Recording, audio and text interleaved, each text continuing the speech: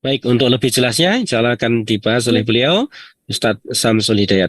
Monggo Ustadz, sebelumnya kita mulai kajian pagi ini dengan bacaan basmalah. Bismillahirrahmanirrahim. Bismillahirrahmanirrahim. Monggo Ustadz.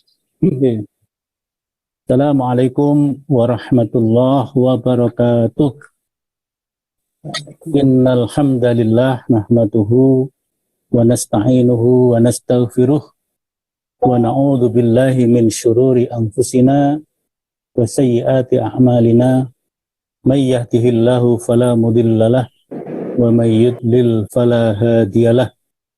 Asyhadu an la ilaha illallah wahdahu la syarikalah wa asyhadu anna Muhammadan abduhu wa rasuluh la nabiyya wa la rasula ba'dah.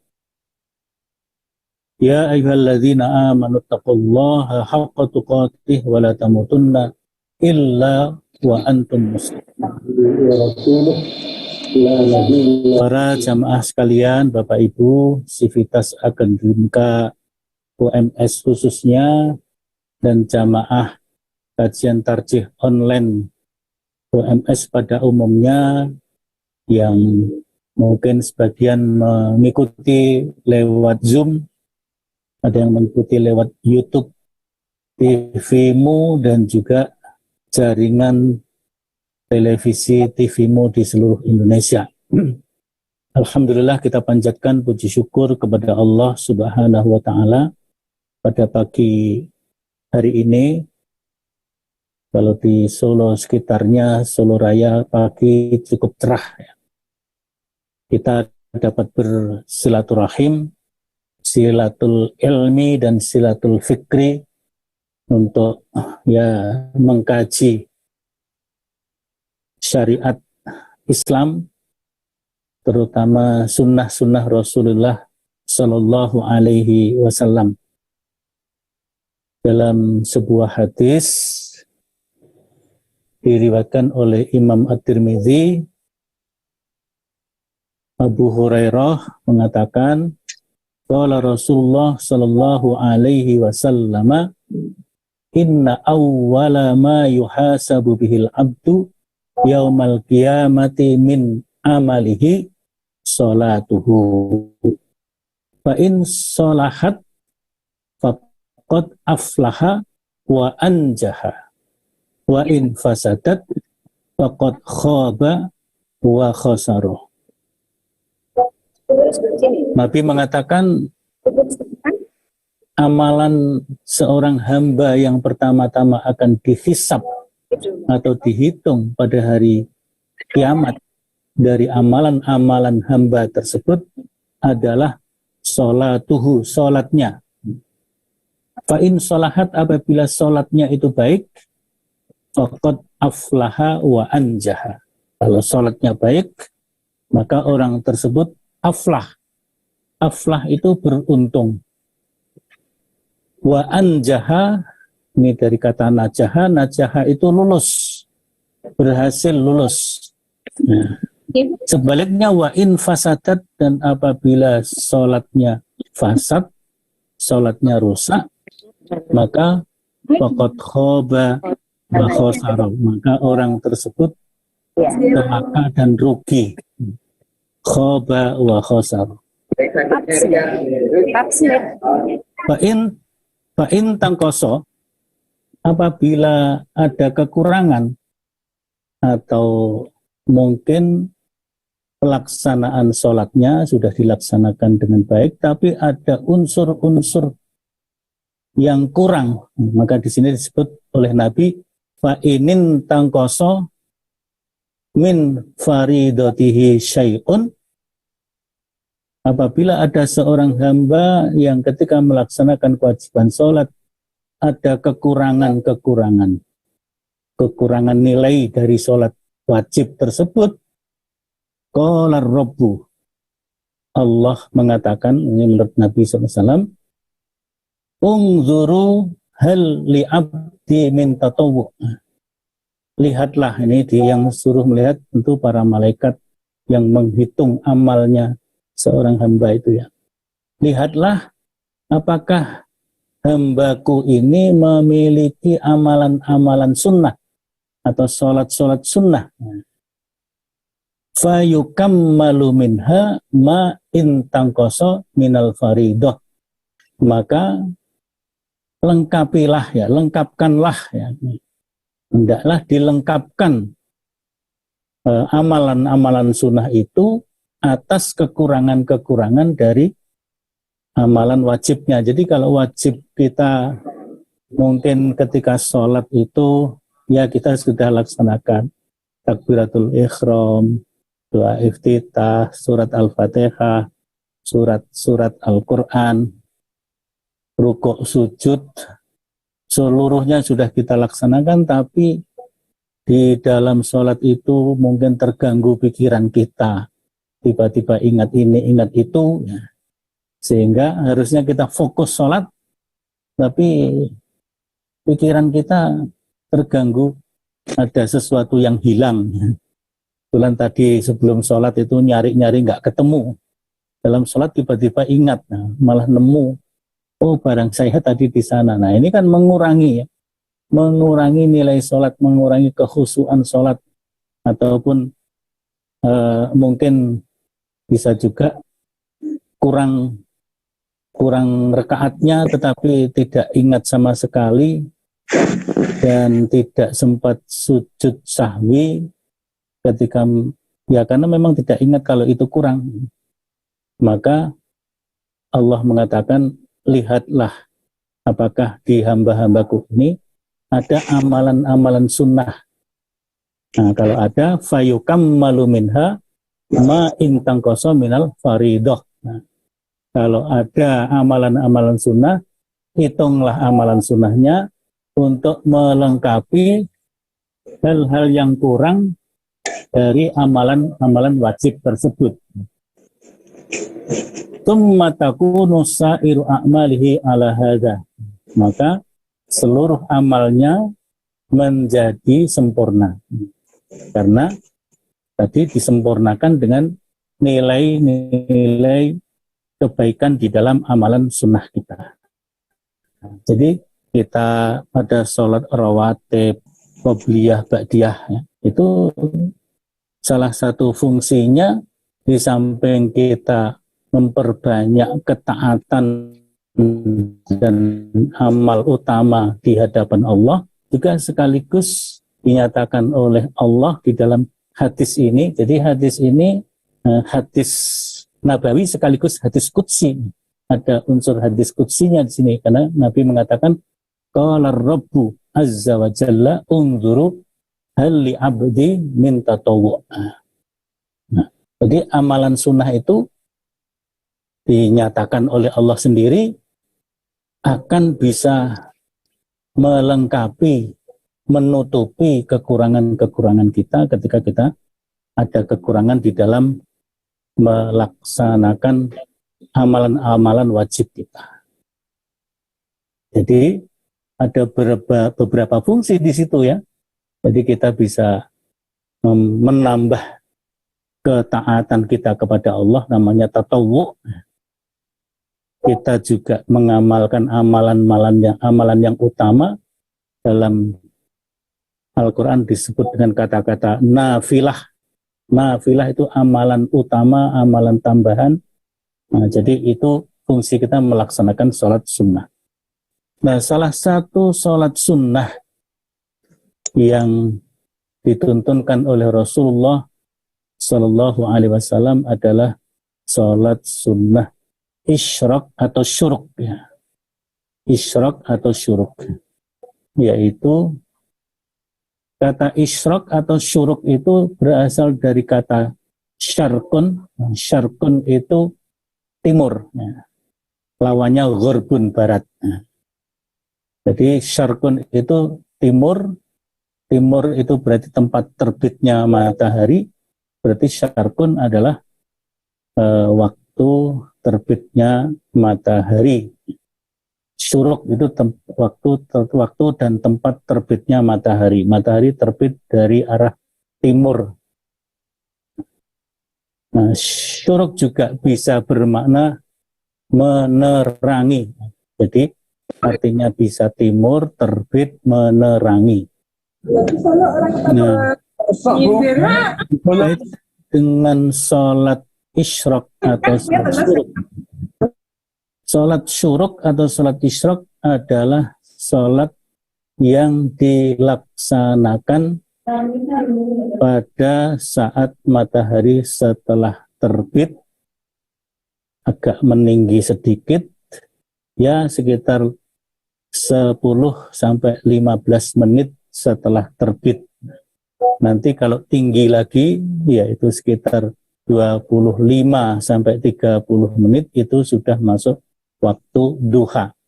Jadi sholat syuruk itu adalah sholat yang disunahkan setelah terbit matahari sebelum masuk waktu duha. Nah, sholat ini dinamakan sholat isyraq atau sholat syuruk karena memang dilaksanakan berkaitan dengan waktu dan tempat matahari terbit ketika matahari memulai memancarkan sinarnya. Itulah maka disebut isyraq syuruk atau tuluk. Tuluk itu artinya terbit. Tapi tidak tepat pas waktu terbit tentunya ya. Karena pas waktu terbit termasuk waktu kita dilarang sholat.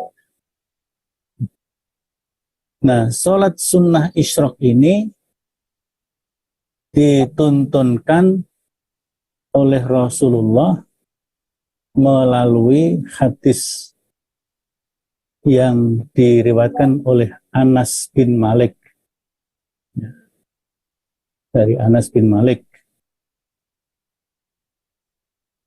An Anas bin Malikin qala Rasulullah sallallahu alaihi wasallam man shalla al-ghadata fi jama'atin summa qa'ada yadhkurullaha hatta tadlu asy-syamsu summa shalla rak'ataini kanat lahu ka'ajri hajjatin wa umratin. Dari Anas bin Malik, beliau mengatakan Rasulullah bersabda, barang siapa yang sholat subuh, sholatul ghadat itu artinya sholat subuh atau sholat fajar, fi jama'atin dengan berjamaah. Jadi sholat subuhnya berjamaah tentu adalah di masjid. Summa qa'ada kemudian dia duduk setelah sholat itu tidak pindah tempat atau keluar dari masjid kecuali memang hajat tertentu, hajat yang sangat penting, hajat syar'i, seperti harus ke toilet misalnya, ke toilet ada perlu hajat, kemudian berwudu, masuk lagi duduk.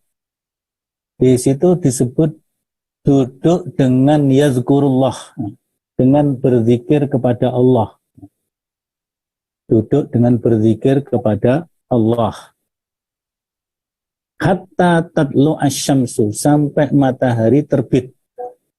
Dan setelah matahari terbit, ya sebenarnya mungkin 5 menit setelah itu udah bisa, 10-15 menit ya.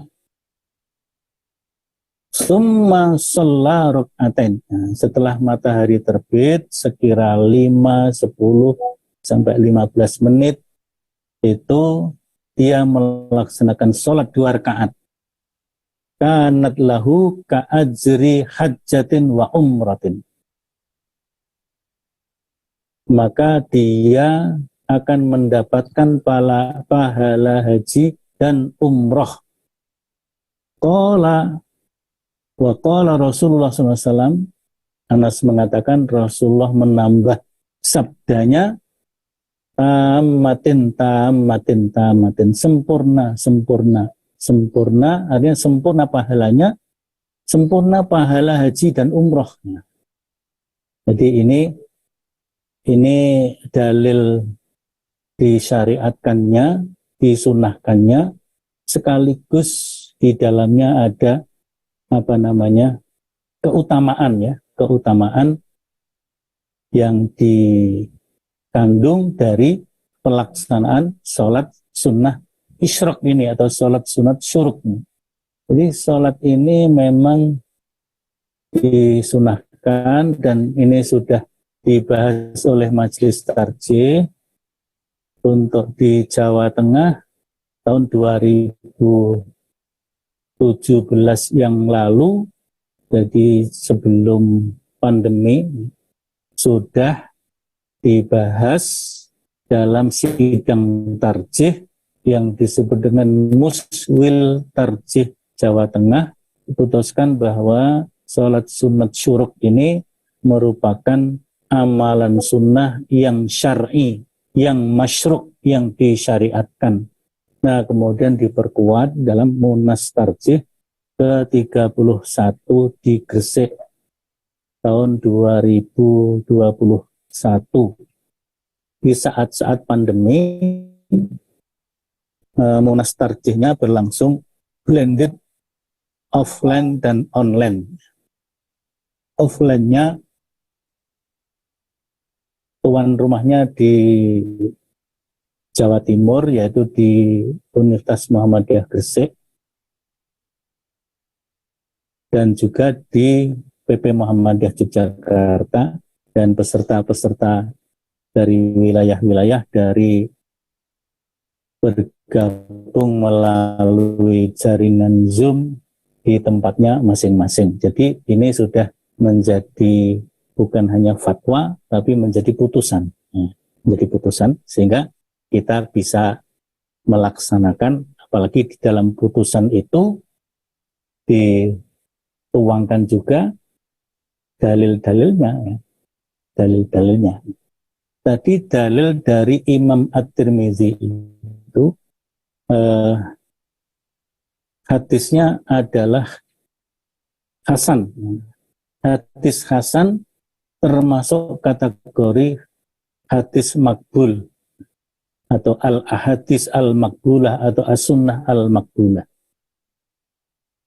Hadis yang makbulah yang bisa diterima untuk menjadi hujjah, menjadi dalil dalam peribadatan dan amalan-amalan yang lainnya, itu paling rendah adalah hasan li ghairih atau hadis dhaif yang jalurnya banyak, saling menguatkan satu sama lain, tidak ada pertentangan dengan dalil-dalil yang lebih kuat, dan terkandung indikator atau korinah bahwa hadis itu bersambung sampai kepada Nabi Muhammad Sallallahu Alaihi Wasallam. Nah, hadis yang tadi saya baca, hadis Anas bin Malik tadi, diriwayatkan oleh Imam At-Tirmizi, kualitas hadisnya adalah hasan. Dan ini untuk amalan sunnah sangat diterima ya sebagai dalil, sebagai hujjah bahwa amalan ini adalah amalan yang masyru', yang disyariatkan oleh dinul Islam kita. Hadis tersebut bahkan oleh Al-Albani dinyatakan, dimasukkan dalam silsilatul ahadits as-sahihah. Jadi Albani memasukkan bahkan hadis tersebut meskipun Imam At-Tirmizi mengatakan hadisnya hasan, tapi Albani meneliti, mencermati berdasarkan ilmu yang beliau kuasai, yaitu ulumul hadis beliau. Hadis ini dimasukkan dalam silsilatul ahadits as-sahihah. Jadi hadisnya menurut Albani termasuk kategori sahih. Nah, mungkin masuknya sahih li ghairih, bisa jadi begitu. Jadi sudah meningkat di atasnya hasan ya. Nah, di sini ada beberapa makna yang terkandung atau faidah yang terkandung di dalam hadis tersebut. Nah, yang pertama, sholat isyraq itu adalah dilaksanakan dengan 2 rakaat, sholatnya 2 rakaat. Seperti sholat-sholat yang lain, tidak ada ketentuan khusus, misalnya rakaat pertama membaca surat apa, rakaat kedua membaca surat apa, tidak ada ketentuan secara khusus. Yang penting adalah sholatnya 2 rakaat. Kalau tata caranya ya sama dengan sholat 2 rakaat yang pada umumnya. Misalnya sholat sunat fajar, sholat ba'diyah, qobliyah yang 2 rakaat itu ya seperti itu. Waktunya waktu isyraq, yaitu setelah terbit matahari sebelum masuk waktu duha, atau boleh dikatakan ada yang menyebut adalah awal waktu duha. Awal waktu duha. Jadi ya lebih selamatnya ya sebelum masuk waktu duha. Waktu duha sekitar 20-25 menit setelah terbitnya matahari. Matahari sudah setinggi penggalah atau setinggi tombak. Ini kan juga relatif ya, setinggi tombak itu seberapa. Nah, jadi kalau sholat syuruk itu waktunya terbatas itu ya. Jadi bisa kita mulai 5 menit setelah terbit, matahari mulai memancarkan sinar sampai kira-kira 25 menit atau 30 menit setelah terbitnya matahari. Itu sholat sunat syuruk. Waktunya sangat terbatas. Tapi kalau sholat duha justru dimulai setelah 25-30 menit ba'da terbitnya matahari sampai sebelum masuk waktu zuhur. Itu perbedaannya ya. Nah, yang pertama kaidahnya adalah sholatnya 2 rakaat.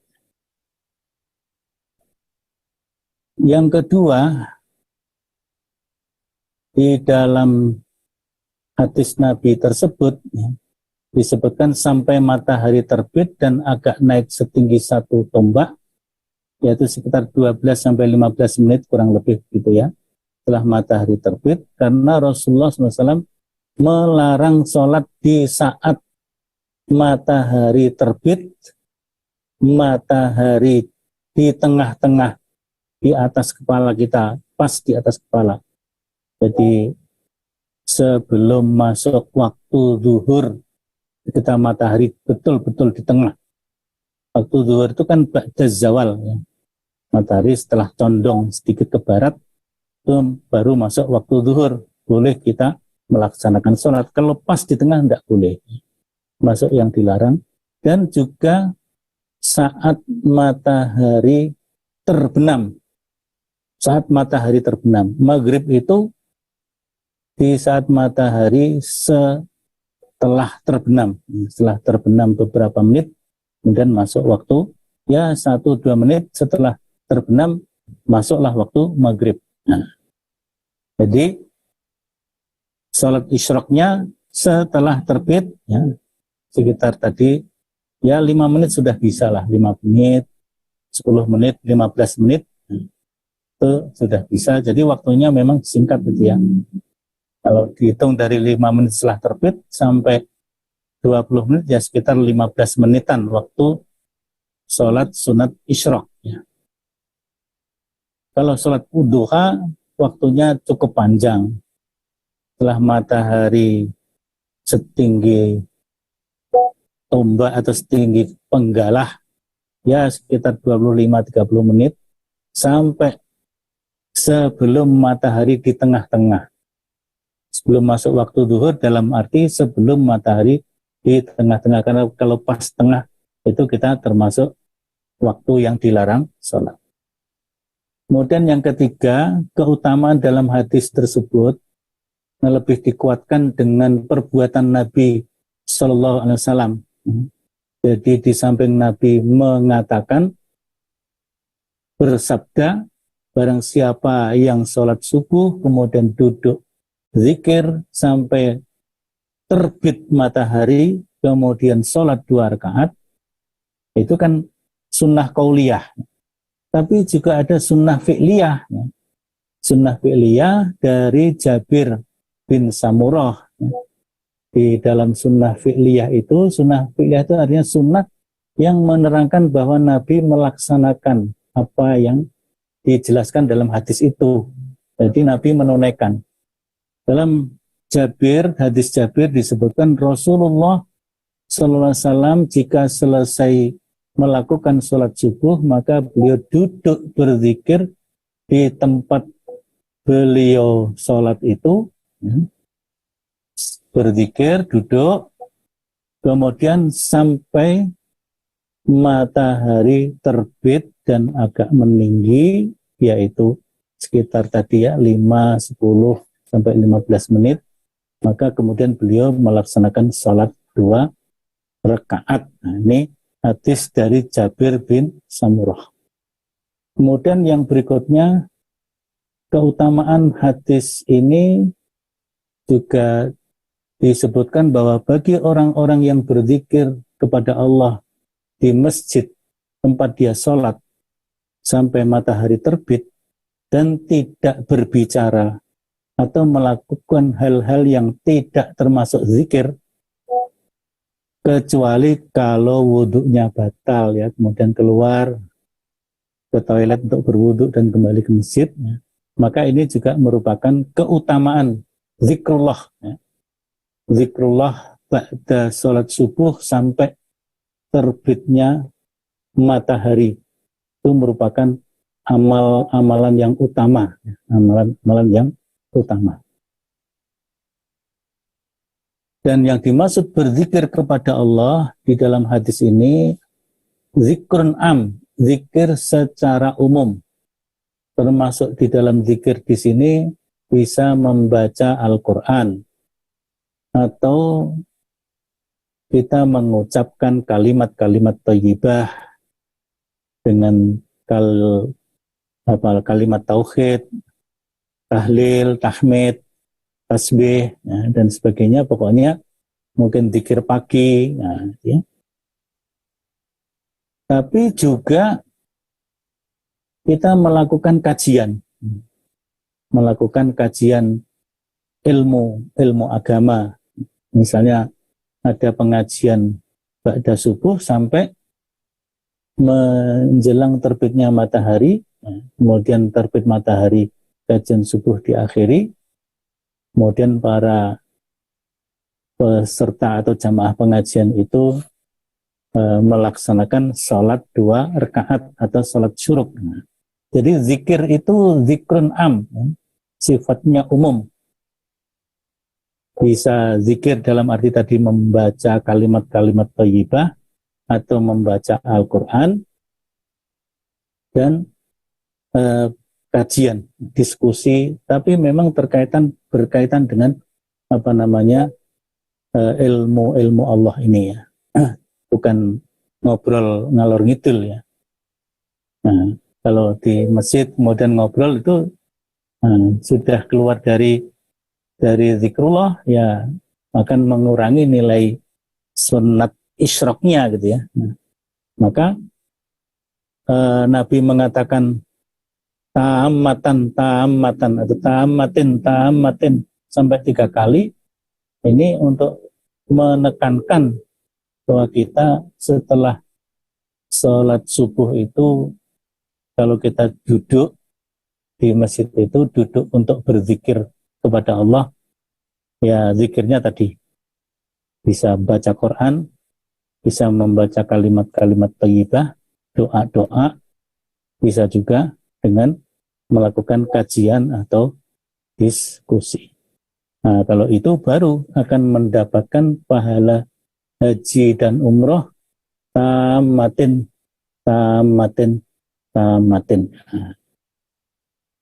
Kemudian ada hadis yang kedua yang saya kira penting untuk kita baca juga. Ini hadis dari Abi Umamah. Kalau Rasulullah SAW man sholla sholat subhi. Nah, kalau ini hadisnya menyebut kata subuh. Fi masjidin, di masjid, jama'atin dengan berjamaah, yasbutu fihi hatta yusalli subhatad duha. Jadi setelah sholat subuh berjamaah, lalu dia tetap berada, yasbutu fihi, tetap berada di dalam masjid tersebut, hatta yusolliya subhatat duha. Nah, sampai dia kemudian dia melaksanakan sholat sunnah di waktu menjelang duha, subhatat duha, di waktu menjelang duha. Karena ka'ajri hajin au mu'tamirin taman hajjatuhu wa umratuhu. Nah, jadi maka dia akan mendapatkan pahala amalannya itu seperti pahala orang yang menunaikan haji atau umroh, dan sempurna pahala hajinya, sempurna pahala umrohnya. Ini hadisnya hampir sama isinya, hanya redaksinya yang berbeda. Kalau yang tadi sholat al-ghadat, ini sholat as-subhi. Jadi langsung sholat subhi. Jadi itu jelas sekali bahwa sholat sunat isyraq ini adalah sholat sunnah yang disyariatkan. Nah, bahkan hadis ya dari Abu Umamah itu diriwayatkan oleh At-Tabrani, Imam At-Tabrani, dan derajat hadisnya dinyatakan oleh Syekh Albani dalam Sahih At-Targhib wa Tarhib. Jadi derajatnya adalah sahih, ya, adalah sahih. Kemudian juga ada dalam riwayat riwayat Muslim juga. Jadi di sini hadisnya adalah sahih. Jadi waktunya jelas, ya, waktu syuruk itu kapan?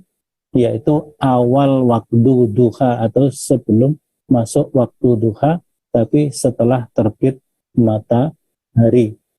Nah, hitungan menitannya, hitungan waktunya diperkirakan mulai 5 menit setelah terbit sampai dengan 20 menit setelah terbit. Nah, jadi kalau sudah 25 menit itu nanti sudah masuk waktu duha.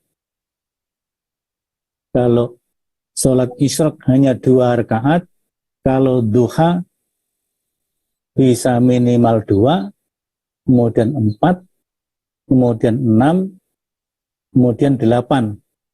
Bahkan ada hadis lagi dari Abu Abi Syaibah itu sampai 12 rakaat. Tapi yang dirojihkan oleh majelis tarjih itu adalah yang sampai 8 rakaat. Jadi kalau malam ada 8 rakaat sholat malam, sholat tahajud yang ditutup dengan 3 rakaat witir. Kalau siang ada 8 rakaat, yaitu waktu sholat duha. Jadi kalau sholat duha rakaatnya bisa bervariasi sesuai dengan kemampuan kita. Kalau kita mampu kuat, saya kira kalau yang muda-muda ya kuat, sampai 8 rakaat, dan itu 2 rakaat salam, setiap 2 rakaat salam, ya. 8 rakaat itu 2 rakaat salam, 2 rakaat salam, jadi 4 kali salam. Itu kalau duha, ya, rakaatnya 2 sampai 8, waktunya jam atau 25 menit setelah terbit matahari sampai sebelum matahari di tengah-tengah di atas kita. Nah, itu perbedaan antara isyraq atau syuruk dan sholat duha. Nah, ya, kalau kita bisa, bagus, isyraq dulu, duduk lagi, zikir lagi, beberapa menit kemudian kita sholat duha. Atau karena kalau isyraq itu kan mesti di masjid, jadi sholat sunat yang memang syariatnya di masjid. Nah, kalau duha itu kan sholat sunnah yang umum dan tidak harus di masjid, maka mungkin setelah sholat isyraq kita bisa pulang dulu, ke rumah, kemudian sholat duhanya di rumah. Nah, karena sebaik-baik sholat itu di rumah kecuali sholat fardu. Ya, afdhalus sholat fi baitihi illal maktubah. Sebaik-baik sholat sunat pada umumnya adalah di rumah, kecuali sholat maktubah atau sholat yang sudah ditetapkan. Pertama sholat wajib, afdhalnya di masjid berjamaah. Atau sholat-sholat sunnah yang memang terkait dengan masjid. Seperti tahiyatul masjid yang mesti di masjid. Sholat isyraq ini tadi juga mesti di masjid. Sholat sunnah qobliyah ba'diyah bisa dilaksanakan di masjid, bisa dilaksanakan di rumah. Nah, di dalam riwayat Zaid bin Arqam, Rasulullah SAW pernah pergi ke penduduk Kuba pada saat mereka melaksanakan sholat duha. Lalu beliau bersabda, ini terkait dengan sholat duha di Masjid Kuba. Sholatul awwabin idza ramidat al-fisalu minad duha. Nah, sholat awwabin apabila anak unta sudah merasa kepanasan di waktu duha. Nah, jadi di sini Nabi pernah datang di Kuba, daerah Kuba yang sekarang ditandai dengan Masjid Kuba, sehingga sholat duha di Masjid Kuba itu juga memiliki keutamaan, ya, keutamaan seperti pahala orang menunaikan ibadah haji atau umroh. Ya. Nah, tapi kan itu hanya di Masjid Kuba. Tapi kalau kita sedang tidak berada di sana, sedang tidak haji, sedang tidak umroh, kan kita tidak bisa melaksanakan sholat duha di Masjid Kuba. Maka ya kita sholat sunat syuruk ini ya, di masjid manapun, di bumi manapun, setelah sholat subuh, duduk, berzikir sampai matahari terbit, kemudian sholat 2 rakaat, nah itu sholat syuruk itu, nah kita sudah berpahala haji dan umroh, dan Nabi menyebutkan tamatin, tamatin, tamatin, sempurna, sempurna, sempurna. Nah, ini hadis lengkapnya terkait dengan Kuba tadi ya. Jadi disebutkan anna Nabi sallallahu alaihi wasallam ata ala masjid Kuba au dakhala masjid Kuba ba'dama asyraqat as-samsu fa idahum yusalluna faqala inna salatal awwabin kanu yusallunaha idza ramidat al-fisal. Jadi Nabi pernah ke Masjid Kuba dan masuk ke dalam Masjid Kuba sesudah matahari terbit pada saat mereka sedang melaksanakan sholat. Maka beliau bersabda, sesungguhnya sholat awwabin, ya. Jadi sholat duha itu juga disebut sebagai sholat awwabin, sholatnya orang-orang yang banyak bertobat kepada Allah. Jadi kita sholat duha itu juga sholat dalam kita memperbanyak bertobat kepada Allah Subhanahu wa ta'ala. Nah, kanu yusalluna. Salat duha yang disebut dengan salat awabin itu adalah salat yang dilaksanakan ketika matahari sudah mulai panas. Ya, mungkin jam 8:30 sampai jam 9 itu ya, jam 8-9 itu sudah mulai panas, apalagi kalau itu di Kuba sana ya, di musim panas apalagi, sehingga digambarkan oleh Nabi idza ramidat al-fisalu, ketika anak unta sudah merasakan kepanasan oleh sinar matahari. Nah, jadi itu kalau itu sudah sudah bukan pembahasan sholat sunat syuruk, ini sudah sholat duha. Jadi ini pembahasan yang dilakukan di Masjid Tarjih Wilayah memang ingin mencoba supaya kita jelas membandingkan, membedakan antara sholat sunat isyraq dan sholat sunat duha. Nah, sekarang apakah sama pelaksanaan sholat isyraq itu dengan sholat subuh? Bagian ulama mengatakan bahwa sholat isyraq itu memang bagian dari sholat duha karena dilaksanakan sebelum masuk waktu duha atau awal masuk waktu duha. Meskipun bedanya adalah waktunya hanya sebentar, kalau duha panjang. Nah, di sini disebutkan bahwa pelaksanaan sholat isyraq ini, pelaksanaan 2 rakaatnya itu mirip dengan sholat subuh. Ya, mirip dengan sholat subuh, atau ya bila dikatakan sama. Diawali dengan takbiratul ihram, kemudian doa iftitah, membaca surat Al-Fatihah, membaca surat Al-Quran, kemudian rukuk, sujud, 2 kali sujud sebagaimana biasa, kemudian berdiri. Rakaat yang kedua membaca Al-Fatihah, membaca surat, kemudian rukuk, kemudian sujud, dan duduk tasyahud, dan duduk tasyahud. Nah, jadi pelaksanaannya seperti sholat subuh atau sholat-sholat 2 rakaat pada umumnya. Dan tidak ada ketentuan surat apa yang harus dibaca. Ini tentang tata cara pelaksanaan sholat sunnah syuruk atau sholat sunnah isyraq. Ya, mudah-mudahan kita semuanya bisa melaksanakan.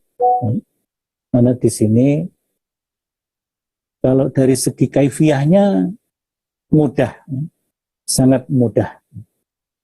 Nah, kalau kita melaksanakan sholat sunnah isyraq, maka otomatis kita sebelumnya melaksanakan sholat subuh berjamaah. Sholat subuh itu memiliki keutamaan. Sehingga kalau kita melaksanakan sholat subuh berjamaah, berarti sholat subuhnya tepat waktu, kemudian kita laksanakan dengan berjamaah, maka dia memiliki keutamaan. Kita melaksanakan amal yang sangat utama, sebagaimana disebut dalam surat Al-Isra atau surat Bani Israel. Aqimis sholata liduluki syamsi ila ghasaqil laili wa Qur'an al-fajr inna Qur'an al-fajri kana masyhuda. Jadi kalau kita sholat isyraq, otomatis sebelumnya sholat subuh tepat waktu berjamaah, sholat kita dicatat, disaksikan oleh seluruh malaikat yang ditugaskan oleh Allah, baik malaikat yang bertugas di waktu malam dan malaikat yang bertugas di waktu siang. Kedua-dua malaikat akan melaporkan ke amaliah kita, kebaikan kita. Tapi kalau kita tidak sholat subuh tepat waktu, terlambat, maka hanya disaksikan oleh malaikat yang bertugas siang hari, yang malam melaporkan sesuai dengan pengalamannya, realitasnya, seorang hambamu sedang tidur, karena ketika selesai tugas, malaikat itu menyaksikan dia sedang tidur, tidak sholat subuh. Yang siang juga begitu, melaporkan, saya datang memulai tugas siang, menyaksikan hambamu sedang tidur, tidak sholat. Tapi sekitar jam 6, setengah 7 baru menyaksikan dia sholat. Nah, karena malaikat itu tidak dibekali dengan kemampuan berpikir yang kreatif, kritis seperti manusia, malaikat hanya melaksanakan apa yang diperintahkan oleh Allah gitu saja.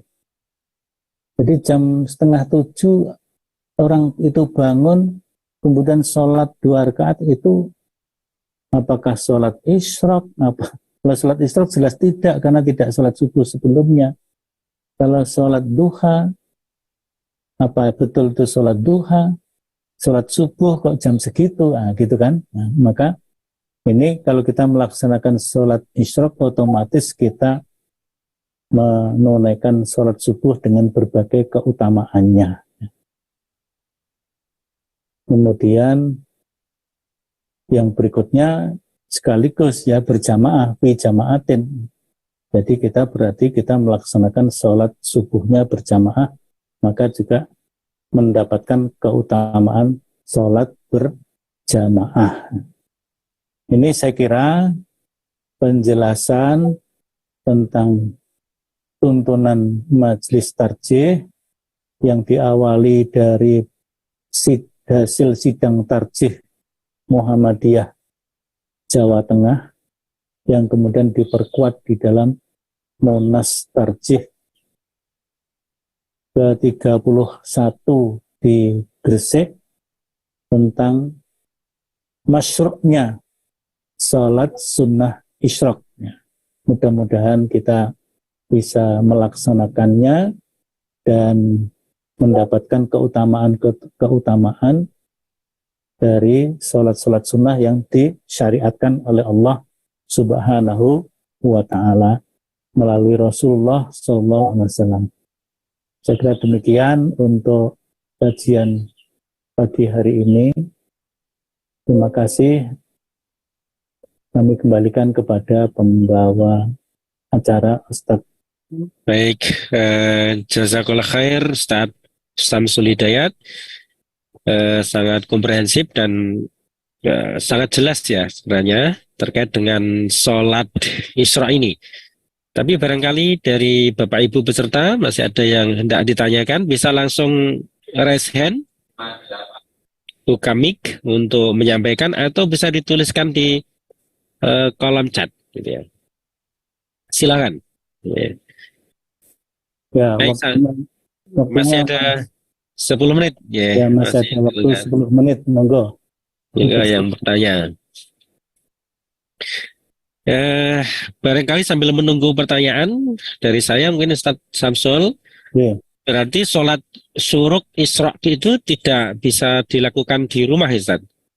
Artinya misalnya bagi ibu-ibu yang nggak ke masjid gitu kan, di rumah melaksanakan sholat subuh, terus sholat zikir, kemudian sholat Isra itu apakah mendapatkan keutamaan sebagaimana kalau di masjid, Ustadz?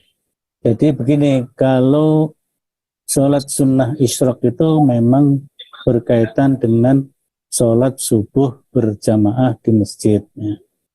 Maka bagi ibu-ibu yang memang punya kelonggaran waktu untuk bisa ikut berjamaah, kemudian juga bisa duduk zikir dengan pemahaman oleh suaminya, maka insya Allah juga mendapatkan keutamaan sholat sunat syuruk. Tapi bagi ibu-ibu yang tidak bisa ke masjid karena tugas-tugas yang sangat berat yang harus dilaksanakan di rumah, ya, bukan suaminya melarang ke masjid ya, tapi mungkin karena ibu-ibu ini lebih menjalankan tugas sebagai seorang ibu di rumah.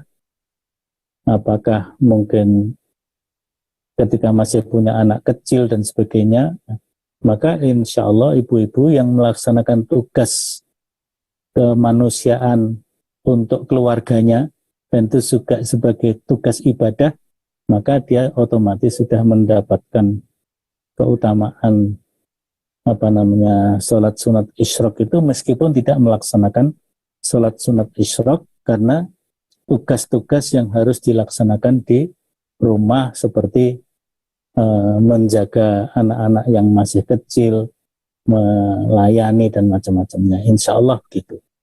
Jadi ada uzur gitu ya, yang karena tugas-tugasnya.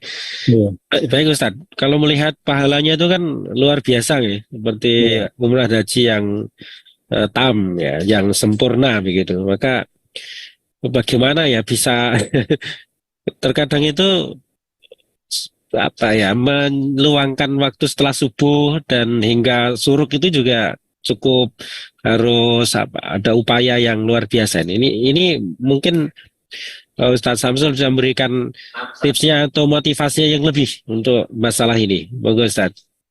Ya, yang pertama mungkin ya kita bisa agendakan dengan tidak mengganggu tugas-tugas kita ya.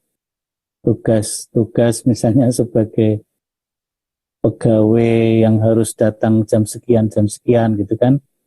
Nah, sehingga itu bisa kita laksanakan dengan sebaik-baiknya, mungkin tidak mesti tiap hari. Yang kedua juga harus ada pemahaman dengan anggota keluarga kita. Nanti kalau enggak ada pemahaman, oke, Pak Bapak ini kok yang masjid mulih-mulih ngopo iki, gitu kan. Nah, jadi ada pemahaman, saling memahami, saling menjelaskan.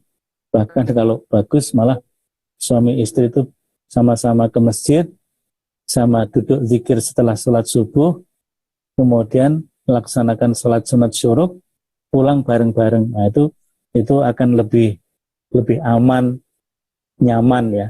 Tapi kalau misalnya yang bisa berjamaah itu hanya salah satu dan yang memang dianjurkan dengan sangat, bahkan ada yang mewajibkan sholat berjamaah itu adalah laki-laki, maka berarti yang sholat sunat isyraq hanya bisa dilakukan oleh sang suami misalnya, maka harus memberi pemahaman atau pamit, nanti saya mau pulang agak akhir karena akan melaksanakan sholat sunat syuruk.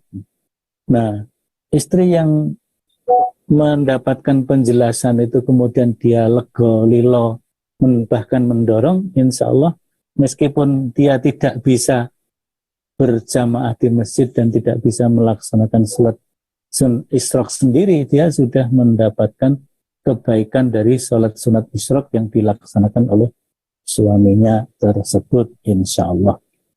Ya, Masya Allah, Alhamdulillah. Ya, moga Bapak Ibu nanti kita bisa praktekkan, ngamalkan ya setiap pagi, ini pahalanya luar biasa. Ya. Memang termasuk saya Ustaz, ini harus berangkat pagi-pagi kalau nunggu Isra, apalagi kalau subuhnya sekarang ini kan selesai sudah jam 5:15 gitu, sholat jamaah, kemudian suruknya sekitar jam 6 kurang itu, kadang nggak ngejar kalau harus berangkat pagi gitu. Ya. Nah, mungkin pas libur sebenarnya ya. Pas hari libur bisa disempatkan lah ya, hari Ahad gitu ya. Kita upayakan pas hari libur, pas tidak tugas ke kampus, ke tempat kerja, kita bisa laksanakan. Iya, termasuk ada beberapa itu.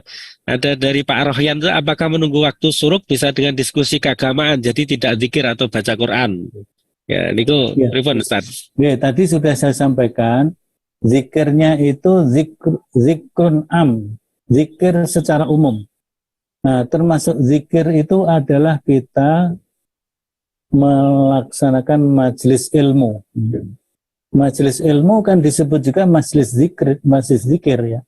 Jadi majelis zikir itu bukan zikir bareng-bareng itu saja, itu juga majelis zikir ya. Tapi majelis zikir juga majelis diskusi ilmu. Di dalam kajian ilmu kan ada saling mengingatkan satu sama lain ya. Fadzakir fa inna zikra tanfa'ul mu'minin. Jadi zikir di sini zikir dalam arti yang luas, tidak hanya membaca Quran, tidak hanya membaca doa-doa, tidak hanya mengucapkan kalimat-kalimat thayyibah saja, tapi termasuk melaksanakan diskusi ilmu-ilmu syariat, ilmu-ilmu agama. Baik, satu lagi nih Ustaz, dari Bapak Mariono ini. Godaannya ketika mau sholat suruk di masjid, keluarga yang di rumah pada nggak bangun sholat subuh, tidak tepat waktu, tidak ngaji. Nah, solusinya pripun niku? Ya, solusinya ketika suami sebagai kepala keluarga itu kalau bangun terlebih dahulu, sebelum berangkat ke masjid membangunkan seluruh anggota keluarganya.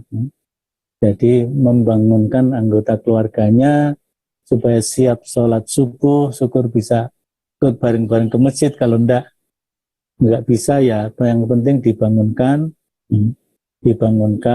kemudian siap untuk sholat subuh atau mungkin sholat sunat dulu kan gitu kan. Sehingga insya Allah dengan begitu yang ditinggal itu tidak dalam keadaan tidur. Jadi ditinggal ke masjid, berangkat ke masjid itu sudah dibangunkan, syukur dipastikan sudah dalam keadaan berwudu.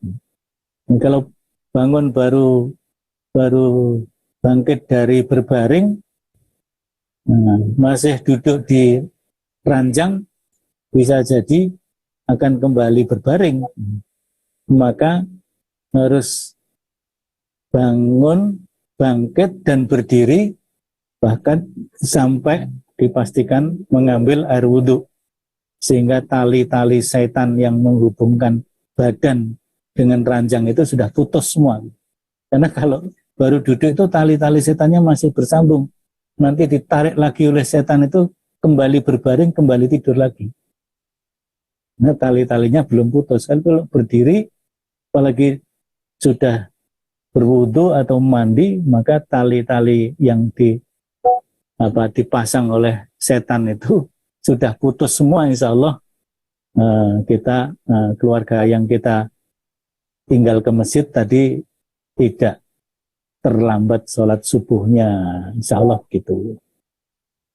Baik Ustaz, itu tadi pertanyaan terakhir yang dari kesempatan pagi ini. Barangkali udah 8.30. Monggo silakan untuk closing statement barangkali untuk memotivasi kita semua. Ya, terima kasih Bapak Ibu sekalian. Ini amal sunnah yang memang mungkin belum banyak disosialisasikan oleh Majelis Tarjih, dalam arti disosialisasikan dalam bentuk penjelasan-penjelasan yang bersifat umum, baru berupa tulisan yang terbit, misalnya kumpulan putusan tarjih. Tapi memang sudah ada beberapa, seperti selesai sidang tarjih itu beberapa pesantren Muhammadiyah mensosialisasikan dan mempraktekkan sholat sunat isyraq itu, terutama yang di Jawa Tengah. Nah, kemudian ada tanya jawab agama juga sudah disosialisasikan di situ, tapi ini perlu kita sosialisasikan di keluarga kita, keluarga besar kita, kampus kita, Universitas Muhammadiyah Surakarta, dan jamaah Muhammadiyah pada umumnya, karena ini memiliki nilai keutamaan yang sangat besar apabila kita laksanakan dengan ikhlas dan sesuai dengan tuntunan Rasulullah Muhammad Sallallahu Alaihi Wasallam. Sekira demikian, kurang lebihnya mohon maaf. Nasrun minallah wa fathun qarib wa basyiril mu'minin. Wassalamualaikum warahmatullahi wabarakatuh. Waalaikumsalam.